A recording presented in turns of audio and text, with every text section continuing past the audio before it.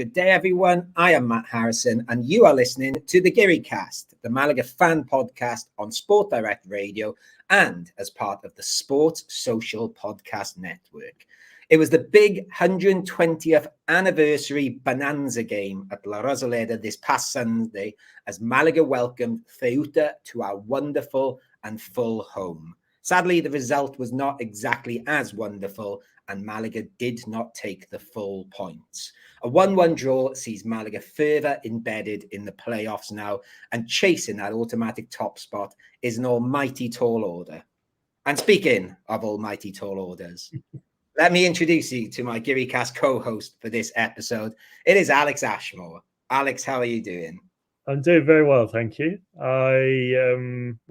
Fresh off a very good weekend, and like down south, it's getting very warm up here in Madrid as well, so it's nice to have some summer weather come around.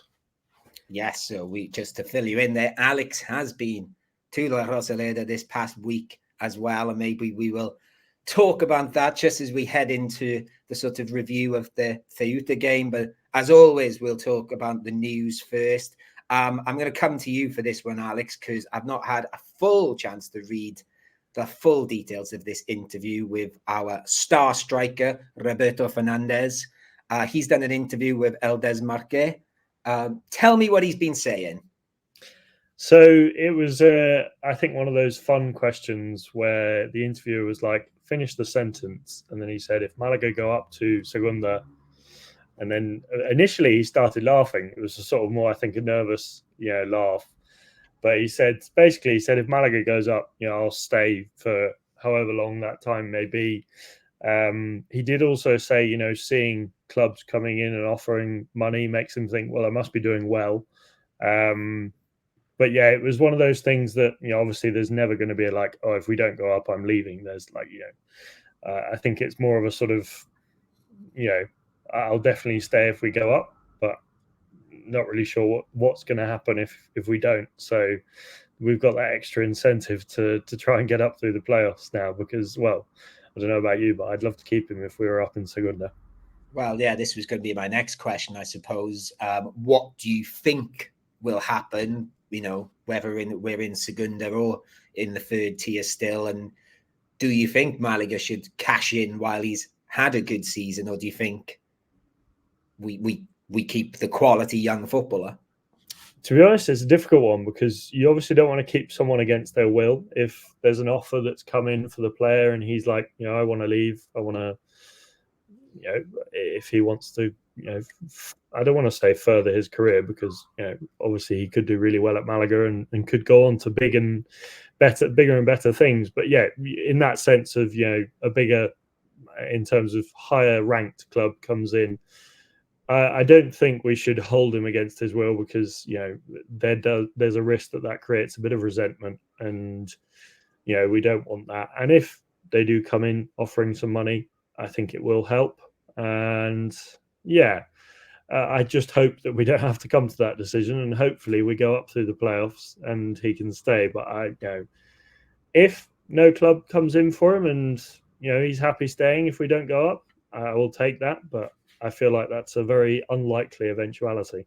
Yeah, my worry is, and maybe we can talk a bit about this later, about our whole weekend we've had together this weekend and the other media people we dealt with this weekend, friends of yours. And, can we talk about it? I think we can, can't we? Yes, yeah, no, we can. Yeah, we can. The documentary Alex's friends are making is all about Malaga called Glory to Grit. And they, Alex put them in touch with me, or I think you did. They got in touch with me somehow. And I said to them, I can only really do the grit bit of that documentary. I wasn't here for any of the glory. But the way I was going to bring this back to Roberto is pretty much since I've lived here in the last 4.5 years, the one thing Malaga have not had is a striker that can get a ball in the back of the net.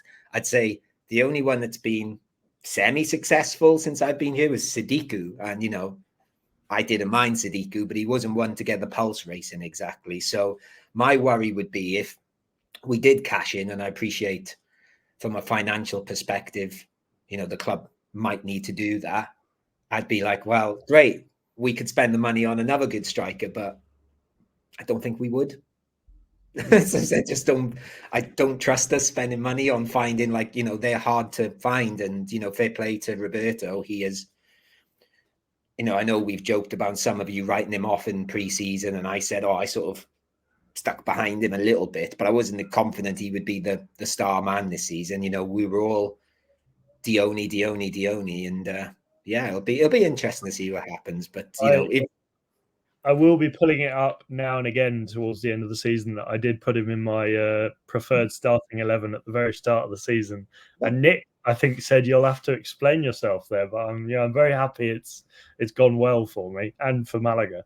Yeah, I've always had faith in. I liked him the season before. Remember that second game? I think it was his second game ever for us, and he just scored that screamer against Ibiza. And I thought, there's a player in here. And his debut, even, he was the energetic soul we've seen over the last few weeks. Carrying on with sort of, should they stay or should they go now?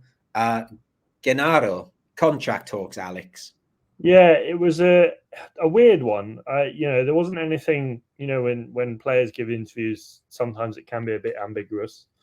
And so he said, it was the typical talks and how, he was talking with his agent about it, and he would like to stay, but I think he's concentrating on the team and focusing on the objective is what he said, and then from there go on to talk about a contract renewal. I don't know exactly when his contract is up, whether it's is it this summer? It is, because if you remember, he was one of the ones that had like a 2-year contract. Right. And when he got relegated, he was one of the ones that did have a year left. So I'm 90% sure on that. Apologies if I've got that inaccurate, but I'm pretty sure that it is this summer. I think it's similar to Roberto. I think obviously if we go up, I can see him being a part of the squad. I think he's a solid player, but I do think he'll be even more important if we don't go up. Possibly, yeah. To be honest with you, like I don't dislike him. I can tell, like, you guys are perhaps more fans of him than me, but I've never really warmed to him. I've never quite got there with him. But as I mentioned on, I think it was the preview show the last review show, that our record with him out of the team is awful. So, I'm happy to hold my hand up and say I might have a blind spot in regards of him, but I just don't get excited about him. But maybe we need a player that you don't get excited about. I sort of feel sometimes that when I don't notice him, that's okay with me. That means he's had an all right game, I guess. So we don't know if we're going to see these players in Malaga shirts next season, but let's talk about the shirt we've been wearing this weekend. Dare I ask, Alex, are you a fan? I am. I literally, just before we went on air, I bought it. Have you bought yours yet? I did as soon. Basically, so for those, we should say, like, obviously the 120th anniversary shirt came out last week. We didn't talk about it on the podcast last week because we didn't do a preview show. Apologies for that. But it is a thing of absolute beauty. 2000 went on sale. It was like, I don't know. Are you too young? Are you too young for Jingle All the Way, the Christmas film with Arnold Schwarzenegger? I think so. Yeah. But essentially, the plot is Turbo Man is a much wanted Christmas toy. Everybody goes to the shop and like fights over it. That's what this felt like a little bit, except it seemed like if you did go to the shop, actually, no, that's not true, because lots of people didn't get one, did they? But the website crashed. But we did wear that at the game this weekend. It looked as beautiful in the flesh. I was very jealous of the fans wearing it. But yes, they have announced today. My Pena sent a message out on the WhatsApp saying, here's the link. If you want the shirt, you've got until from today, which is the 9th of April, until the 20th of April to order it. After that, there's not going to be another batch, is what they're saying at the moment. Now, we don't know whether they'll realize this is an absolute money spinner. We need to do more. But that's what they're saying at the moment. So if you do want that amazing anniversary shirt, you need to, you don't have to pull your finger out yet. You've got 10 days to pull your finger out. Yeah, I think with I don't know. To be honest, I don't even think it will last until the 20th of April. I think before then it will sell out. I don't know how many they have, but I don't. I think this is the point. The way I've read it, and again, like I've read the Spanish version and the English translation, which is obviously always not great. So you might have a better understanding of what was being said. But I got the impression they're going to see how many orders they get, and then they're going to go to Hubble and go, "There you go. Can we have this much?" I don't know. Yeah, but that would be the sensible thing, I guess. Yeah, and that's why I think they said 6 weeks, because I think they're anticipating it's going to be a huge batch. Isn't it May sometime? They said that it would be getting delivered around then. They've said 6 weeks, which would be May. Yeah, so just in time for us to wear for those playoff games. Yeah, I should probably not stop mentioning the playoffs. We're not there yet. Well, you can sort of say it with a bit more confidence this time. Yeah, definitely. Yeah, definitely compared to previous seasons where we've signed all the old guard and predicted us for playoffs. I didn't actually last year. I was quite reserved last year compared to others. I don't mean on this podcast. I mean in general, Malaga fans. But yeah, so go get the shirt. It is if you've not been to Malaga this weekend, I will say it is beautiful in the flesh as well. When I was in Torremolinos on Saturday, I saw a couple walking down the street, and I did just say straight away, "How much?" And they didn't even sort of process it. They just laughed. They could, but I was merely jesting with them. Yeah, let's go into the Ceuta game then. As we sort of alluded to in my intro, it was a sellout again. La Rosaleda looking magnificent, especially after we had that sort of, wet afternoon the week before against Linares, where there was only 14,000 in the stadium, which I do say only 14,000. It's mad. But yeah, compared to this season, only 14,000. We almost doubled that this season. Let's talk about our sort of meetup first then, Alex, because it was very nice to have the whole Guiricast in La Rosaleda, as well as in Barcelona, Madrid, or should I say outside Barcelona, Madrid before the game. Did you have a nice weekend? And do you want to say what you did as well? We haven't mentioned that. Yeah, no, I had a lovely weekend. And I came down on the Friday from Madrid, got the train down, and got to Malaga at about 9:15 on the Sunday, and met up with you briefly before at the name of the other bar escapes me. You'll have to help me here. Barcelona, Madrid. I always the one before. What's it called? They're quite good to me in there. It's called Tito Chato. Tito Chato, that's the one. So was there, and then it was about 10:30. I think Barcelona, Madrid opened as per usual, and everyone was out there. And as we talked about earlier, the documentary crew were getting some footage. And no, it was a really good atmosphere. Good to see everyone again.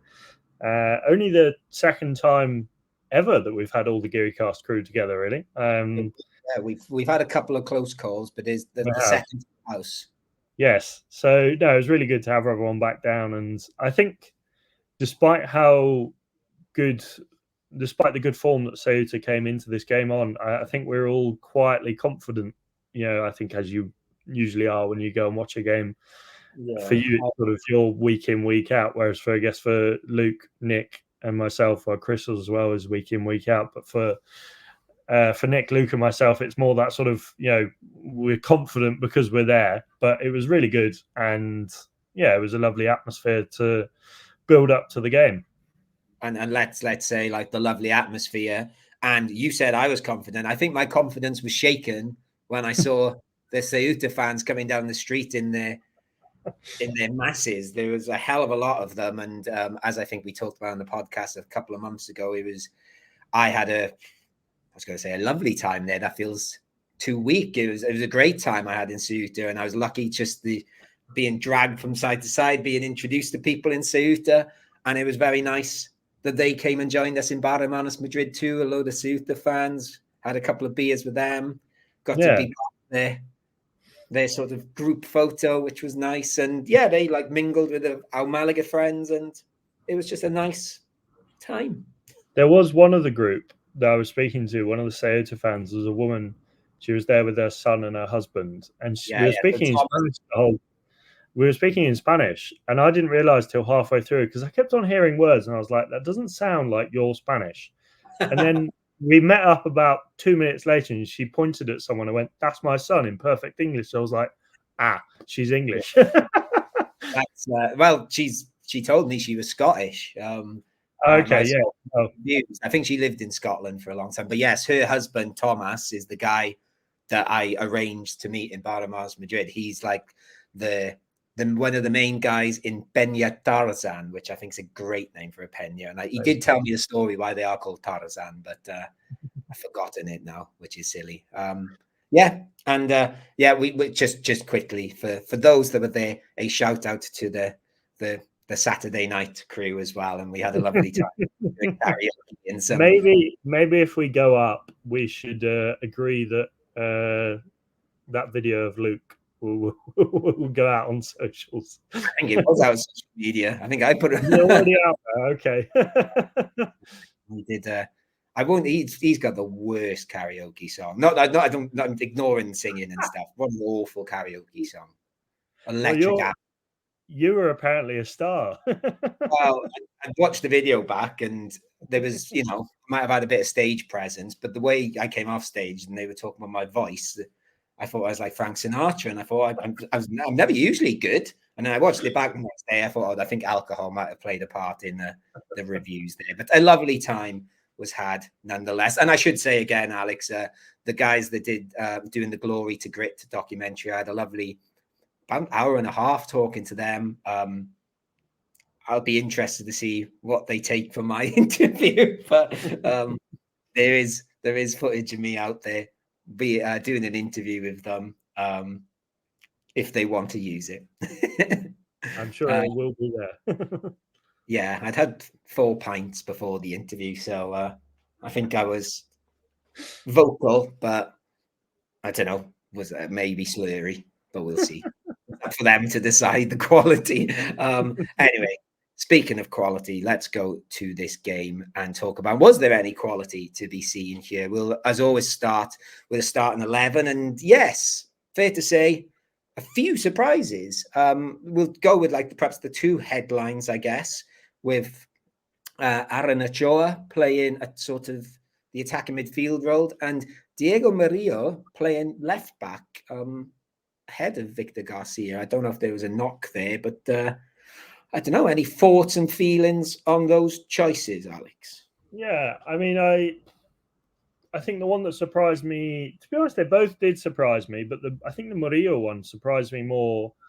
I was reading just now before we went on air that 3 players I know who obviously missed out through injury, Victor and Roberto, are all 1 yellow card away from getting a 1-game ban. That's why Danny Sanchez didn't play, because he picked up his 5th yellow. Yeah, I think I was surprised more than anything because we haven't seen Murillo in quite a while. Aaron Ochoa Maloney, he seems to have sort of drifted away from the first team a little bit in terms of, he's since the Real Sociedad game, everyone was raving about him. And I think, we were all, there's been quite a few games where I've said, and I think Nick has said as well, that, why hasn't he played? I think he could be quite a good addition to this squad. And I wouldn't say he lit the world alight, but, it was good to see them both back on the pitch. Shall I do my confession now? Go on then. Well, I think I told you after the game, didn't I? But just to put it out in the public, I didn't even know he was playing until I was like, Danny Lorenzo's a little bit not really having as much impact as I'd like here. And then I saw the board go up and it's like, yeah, Danny Lorenzo's going off. And then I noticed it was like the green arrow next to him that he was coming on. I was like, what do you mean he's coming on? And then it said Aaron Ochoa is going off. I said, Aaron's playing. So I think the previous night karaoke bar is still in my system.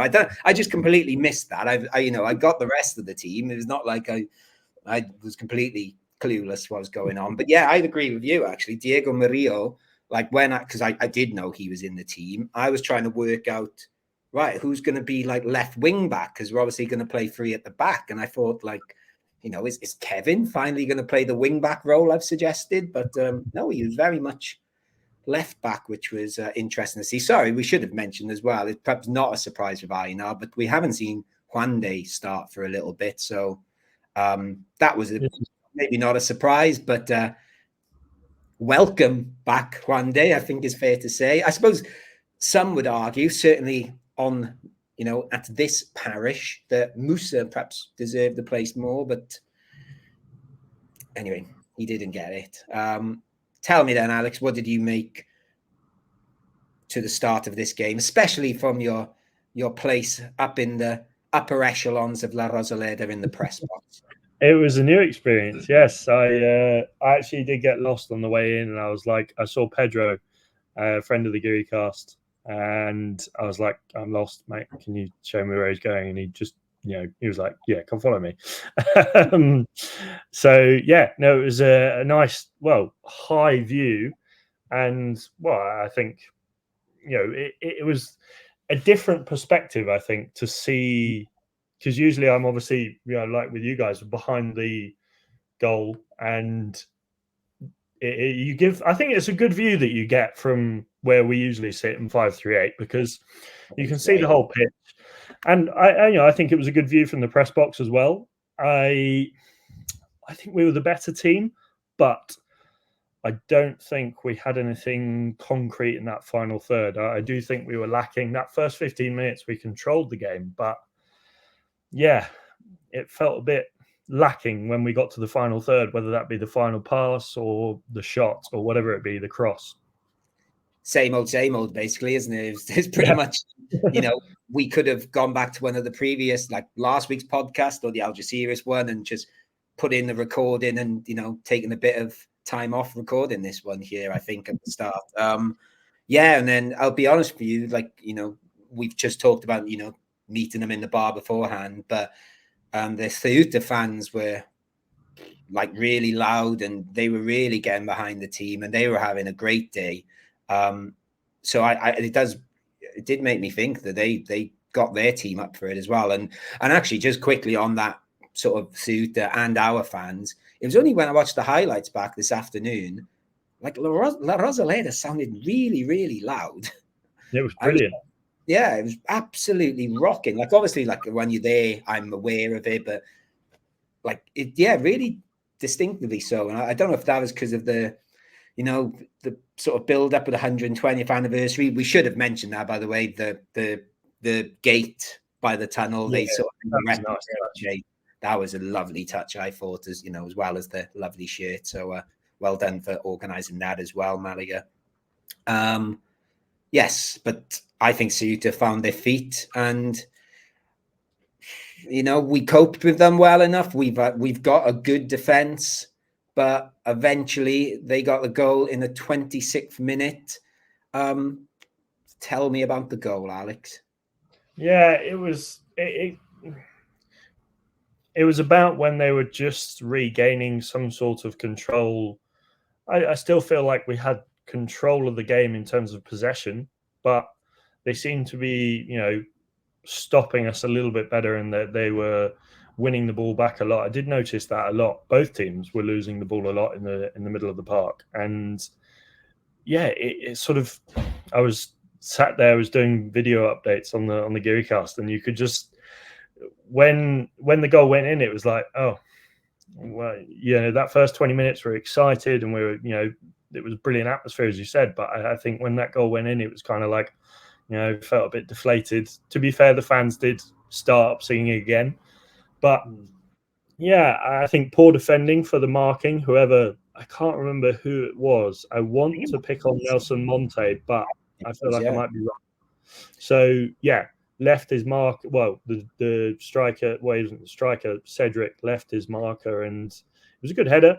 Herrero almost saved it, just went through his legs. I couldn't fault him in any way.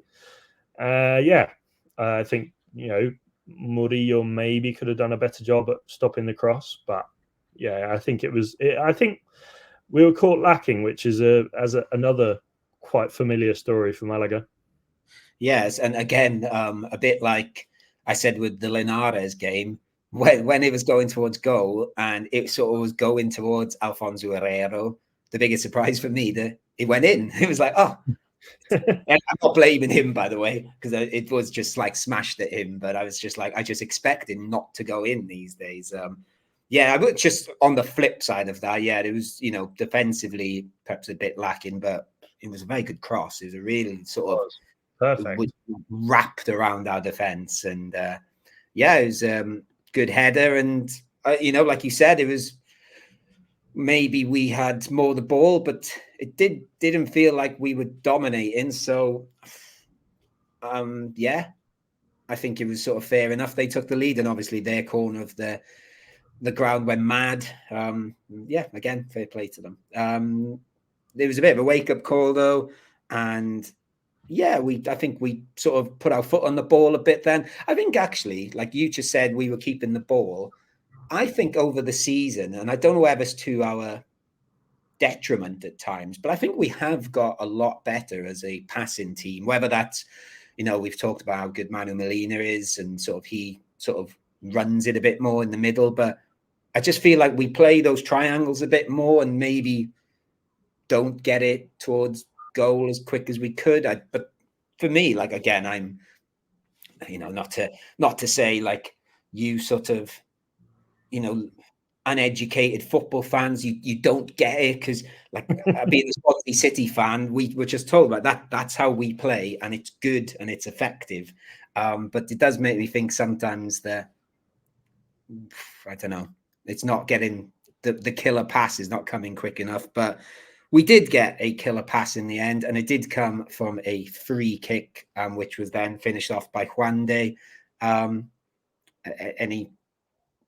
We got a bit of luck, didn't we? I didn't realize till I watched the highlights back today that it deflected off the wall, but we'll take that. Yeah, definitely take it. A good header. I think good positioning at the back post from Juan. To be honest, watching it, didn't really see how it went in. I just saw it go in, and there was a lot of bodies in the box, and we'll take it. I think I did say on the commentary I wasn't sure how it went in, but I think a goal's a goal in that respect. And I think a very good time to score. That typical football cliche of scoring before half time is a very good time to score. And I think if we hadn't have scored then, it probably would have ended 1-0, because other than that chance at the very end, which we may touch on later, we didn't come close to sniffing a goal. And well, I guess you can give the plaudits to Kevin for, I guess, starting the whole thing, for getting fouled on the edge of the box, and a fantastic cross from David Ferreiro as well, who I think once again showing his experience, because that was one thing that I did think. I completely agree on the passing. I think we do control the ball well and pass it well, but it's lacking that killer pass, and sometimes it does feel like we're running around a bit like headless chickens. And he definitely adds that, experience, and he slows it down a little bit, but not too much. Yeah, but that's what I mean. I think that is something. I don't think that's the sort of team we look like at the start of the season. That's something that's, I don't know whether Pellicer's worked on the training ground on that, whether it's those two players in particular, David Ferreiro and Molina, coming in, or whether it's just evolved naturally. I don't know. It's just something I've noticed over the past couple of months, really. Just the peek behind the curtain here as well. Like usually I do the agenda. Alex has done it today just because I've been back to work and just we're recording a bit earlier, so I asked could he do it. And I was going to point out there's no mention of Kevin on here, so it's clearly not my agenda, because I was going to say there's no mention of him getting the free kick. There's no mention of him putting the cross in for that Genaro header. But yeah, maybe we can talk about him at the end and his chance in the second half, where he did have that. He made that great sort of recovery, and I watched it back today and think he probably should have scored, but he did have a defender in front of him and he tried to curl around him. But anyway, we'll talk about that in a second. I think we've covered the first half there, haven't we? Is there anything you want to add, or we've brushed over? No, I think generally a good first half in terms of, controlling the possession. I do, I give him his flowers. I think Manu Molina, I almost called him Noel Molina there, and got my Atletico Madrid thinking cap on. Manu Molina, he orchestrates that midfield really well. I think he, takes the ball well in the middle, and he can spot a good pass. So that one was for you, Nick. I'm going to take that one away from Nick, though, and I think he sort of agreed with me after the game. I thought this is one of Manu Molina's weaker halves of football. I think he was not. It wasn't through lack of effort, and it wasn't like he was going missing. I don't think he was awful either, but just don't think he was quite as on. And that's because I've probably got quite high standards of him now, to be honest. Yeah. But I think it was one of his less dominating games. I think he was slightly better in the second half, although I don't think he lasted the whole second half. No, he did actually, didn't he? It was Ferreiro that went off second half. Because he sort of, and we will come on to it, but he seemed to drop back into a sort of sweeper almost. Yeah, role. I think he looked great there, actually. Yeah. that suited him more, I think, because I don't know, he just looked a bit, I don't know, he wasn't quite on it for me this time. But yeah, I do agree, like, he's got to start. Like, he's not saying I'm not calling for him to be dropped. And yeah, to be honest with you, Alex, we're talking about the first half there. Do we just say the same things for the second half? It feels like that. Yeah, I think, like you said, there was a few chances. You mentioned the Canado one. I think other than those, we definitely seem to have that intent. We were trying to go down the left-hand side a lot. I think Kevin was involved a lot, and we just couldn't find whether it be that right cross or the final ball. And I guess you've got to give. And again, I know it's boring. Oh, Matt likes Kevin. What I will say, I think actually, and a crossing is not his strong point. He's not great, but it's particularly like aerial crosses. He can cut it across sometimes. But actually, I think his crossing into the box in this game was good. I think he was always going in the right areas, and it was troubling Ceuta, but they were defending them well. I thought like they were all going towards that 6-yard box, just enough away from the goalie, just enough in that position where Roberto lurks, and he was almost getting there a few times. And it did, for me, that was quite a plus point in Kevin's game, because that's the bit I always think he's lacking. And as I've just referenced, obviously, I think he should probably finish a couple more chances. But no, I think definitely I agree with you on the crossing point. I think finding the right areas, but just struggling to get someone on the end of it, or whether it be in the midfield, Canado or Manu Molina, just struggling to find that last pass. And I think I feel wrong criticizing Roberto because he ran his socks off. He played brilliantly. He did the best he could. I just feel like him up top on his own, I don't know, sometimes, obviously, I don't think Dione and him, obviously, I think Dione and him do work well, but obviously, we talked about this afterwards. Dione, I think it works for him that he drops back into that 10 role, as you said. And I do think both of them playing at the same time is definitely better than just the one, because it takes the pressure off both of them, because the defenders have got to watch both of them, and it also, I think, bridges that gap between the midfield and the attack, because we do struggle with the final third, and having Dione in that middle can sort of orchestrate the ball, hold it up, maybe lay it off to Roberto. And I think maybe something that we were missing in that first and second half before Dione came on.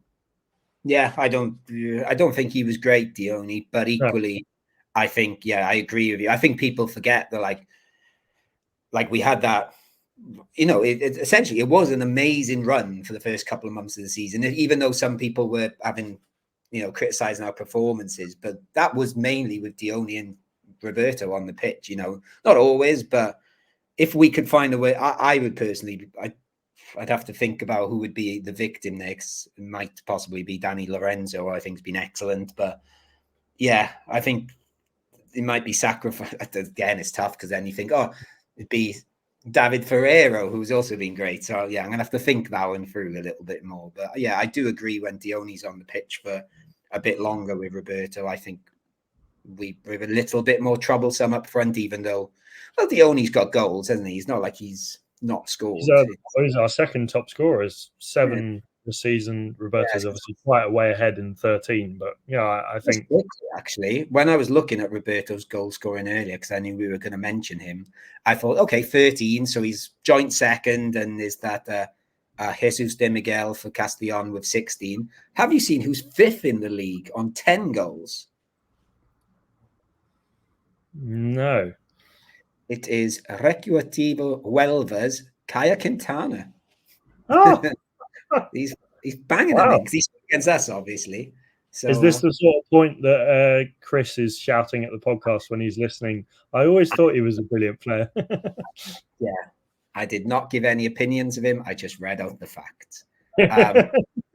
Anyway, we will give an opinion on, because we haven't mentioned him yet, and it's just rude if we don't mention him. Alfonso Herrero, again, just a genius. It gives us an opportunity also to mention the kit that he was wearing, because that one's not going on sale. But if you haven't looked, go on the club's Twitter. It's a really nice red kit. And, well, to be honest, Hummel have hit the nail on the head with that one, really.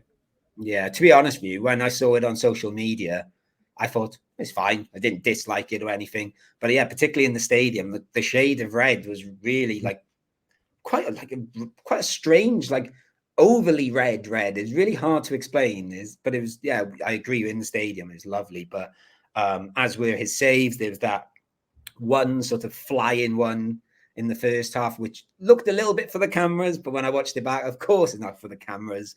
Of course he needed to do it. But yeah, there's that one in the second half. And I think it was this save where it was like a close range sort of cross and then volley. And he just got down with his left hand and sort of put his hand on the ball and just stopped it. And obviously Nick was sitting 2 rows behind me, and we didn't say anything. I just turned around and just looked at him. We just sort of went, what do you expect? We didn't, there was no fist pumping of yes. It was just I think I can happily say, and I know we had this conversation at the beginning of the season when he was performing very well in games, but I can happily say he's surpassed Ruben Yanez in terms of ability. I think Yanez was brilliant. Yeah, I like Yanez. To be honest, actually, it's going to sound really bold, but I'd put him in that top 3 Malaga keepers. Oh, he's gone for it. He's gone for it. Of all time, maybe. I think he's definitely up there. I might go with even bolder, because obviously I was not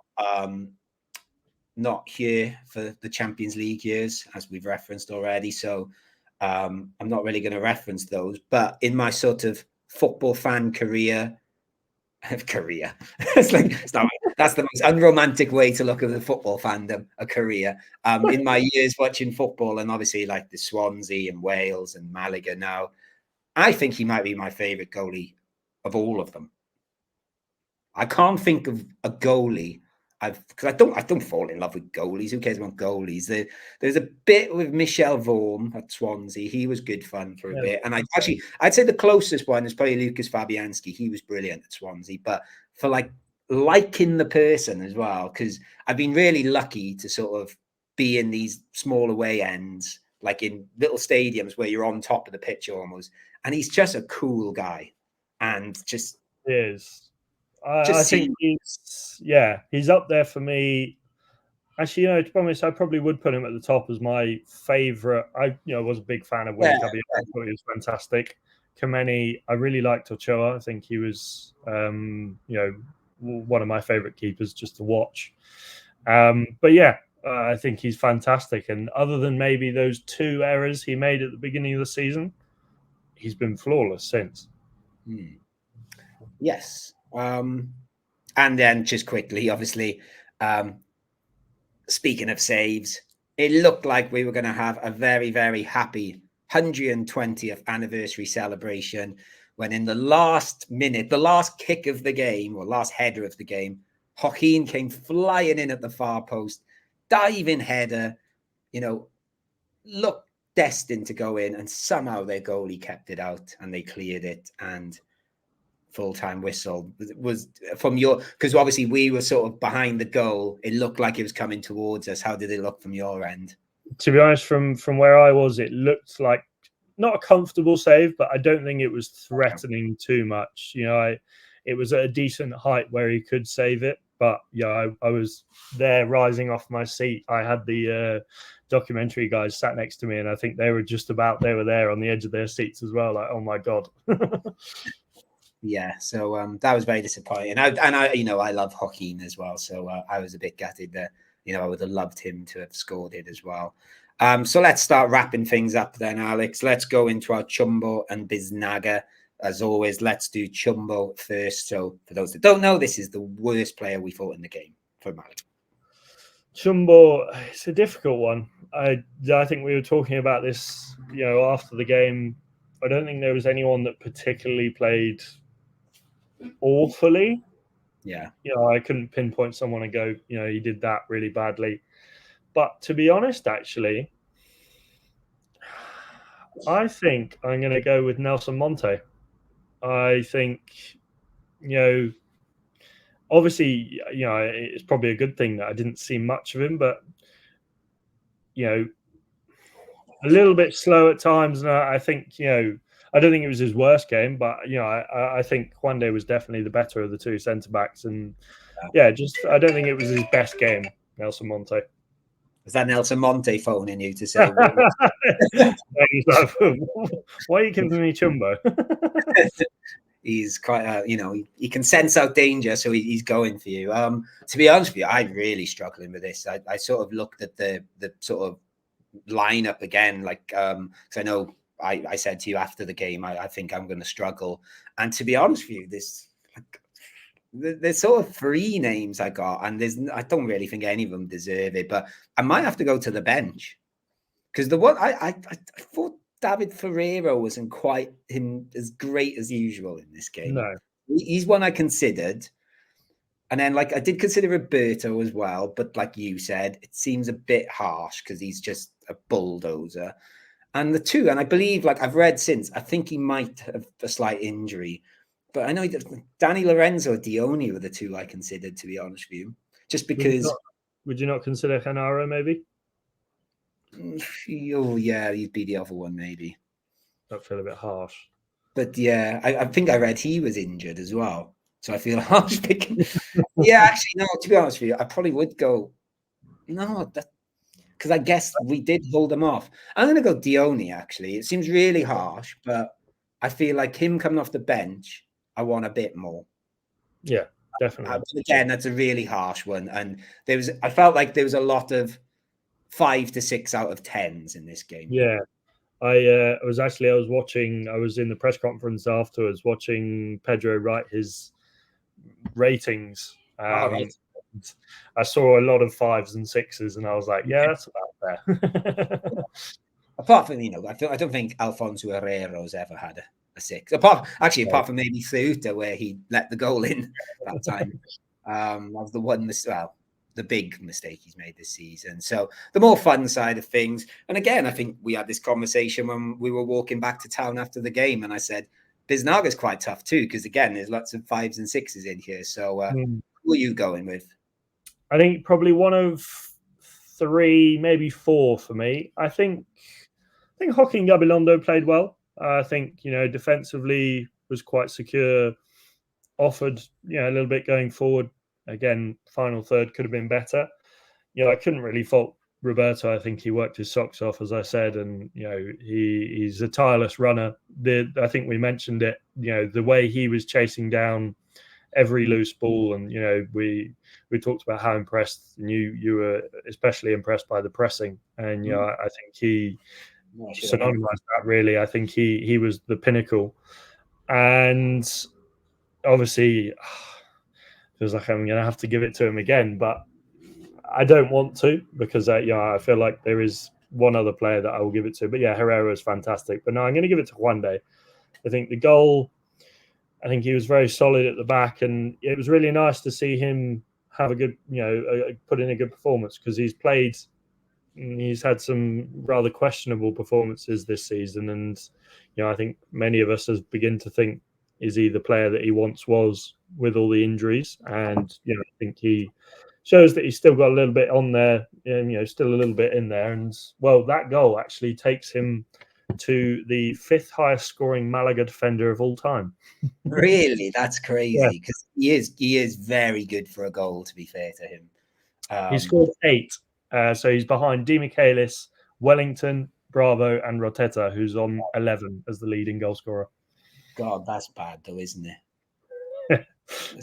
Especially like, again, give you a bit of a plug here, Alex, when I listen to your Real Madrid podcast, picking the greatest Real Madrid team ever, and you're talking about Fernando Hierro and Sergio Ramos. It's like, these scoring centre backs, but it's still, I'm not going to fault Juan de. I am not expecting Juan de to be Fernando Hierro or Sergio Ramos quite yet. Anyway, maybe when we get back to the top league.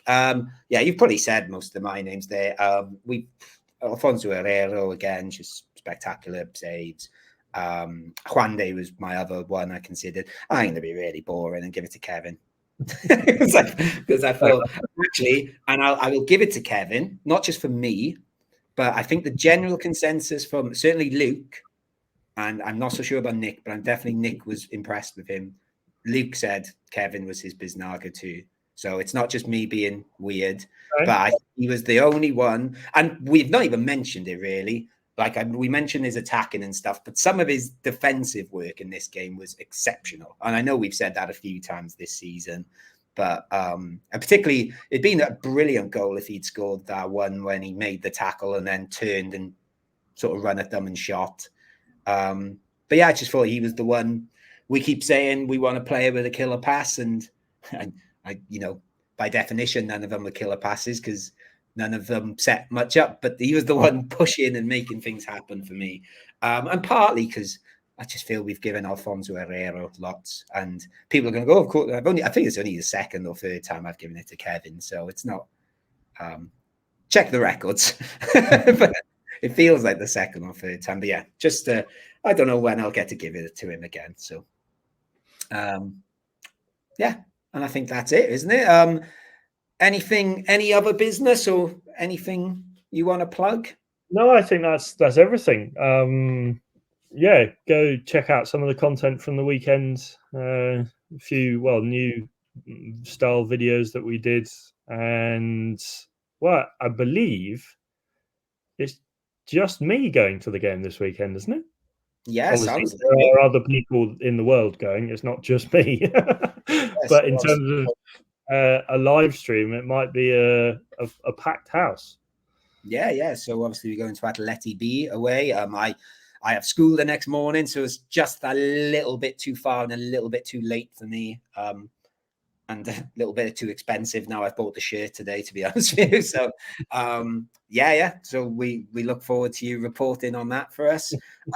We should perhaps say, I don't know where else they are, but we've mentioned them. Go follow Glory to Grit on Instagram. They loads of stuff there and really good people. And I think they told me, but I don't want to speak for them. But I got the impression they absolutely loved La Rosaleda and interaction with Malaga Club de Football in general, like the day before and the day after. So definitely go check them out. I think they've all slowly become Malaga fans. I think they're falling in love with the club. Yeah, Joe did keep saying to me, like, everyone's so nice, everyone's so friendly. But we'll be back on. It'll either be Thursday or Friday with a preview show. I don't know who's going to be on that, but I know me and Alex won't be on that because Alex is looking after his mum in Madrid. I'm looking after my mate Gibbo in Marbella, so no recording there. But there will be something. There will be a preview show. Looking forward to Atleti B. So thank you, Alex Ashmore. Thank you very much. And Vamos Malaga is for hopefully 3 points this weekend. Hopefully 3 points this weekend. And go listen to the preview show. I've been Matt Harrison. You've been listening to the Guiricast. Adios and vamos Malaga.